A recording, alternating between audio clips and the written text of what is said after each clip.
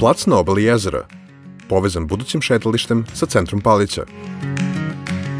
U blizini vinarije Petra i salaša Đorđević.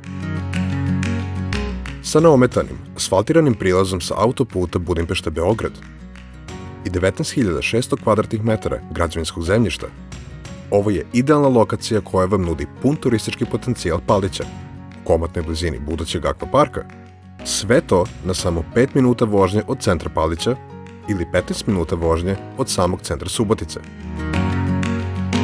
Možda vinarija, uz redove loze, restoran i otvorena terasa sa vrtom koji se prostire sve do obale.